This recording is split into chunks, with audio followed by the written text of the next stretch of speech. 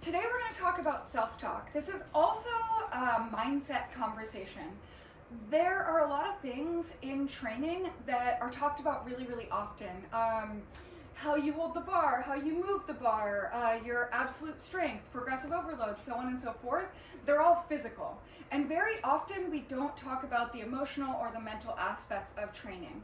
Self-talk is something that you can really give yourself as a hack. So self-talk is not complex. This is literally the conversation you're having with yourself in your own head. So like, if you think about it, the coach that you talk to the most is the voice inside of your own head. Not to sound a little bit insane here, but it's just the way that it is, yeah, right? No matter where you go to lift, there you are. Exactly. So. And so I try to actually think about it more like I'm coaching somebody else in my own head. Mm-hmm. Many of us have the ability to say really, really awful things to ourselves and really sabotage or undermine ourselves if we know we're talking to ourselves. So I try to think about coaching somebody I really care about. You can think about talking positively to somebody that you really love, maybe a younger sibling, something like that, and encouraging them. And that's the way you should be talking to yourself in your own head. And that might take different versions, right? Because like, it's possible that this person that you love responds better to, get the fuck out there, go, let's go. And it's possible that that person responds better to, okay, you know what, we got this. So find what works for you in your own head and talk to yourself that way.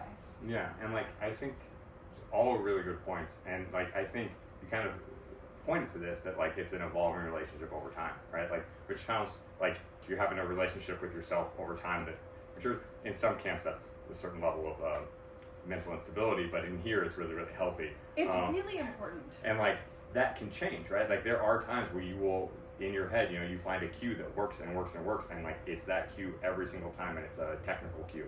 And there's some times where it's like, my overall excitement level is too low. I need amp up, amp up, amp up, and like, it changes and it varies, and like, as you develop and practice it, then you get this tool set of like, what you need for what circumstance. And I think of like, what tool am I gonna grab from my belt to help myself get through this hard technical thing, or this big scary lift, or this big set, or whatever it is. And self-talk is a really valuable, powerful tool in that regard. Yeah, I think so too. And one thing that you can do is watch elite athletes or competitive athletes right before they're about to perform. Very often you'll watch them, their eyes will be down or they'll seem inwardly focused. Oftentimes they're mouthing what their self-talk is inside of their heads. Usually the more achieved an athlete is, the more comfortable they are doing this in a more public space. So you see this a lot at like the Olympics or more elite stadium spaces, where somebody will like be like, okay, just, and you can watch that happen. And to me, I find that really inspiring, and sometimes it changes the way that I self-talk, and you know, gives me some ideas for how I can motivate myself forward. Hey. Got anything to add? Like I said, go. Hey. That was good.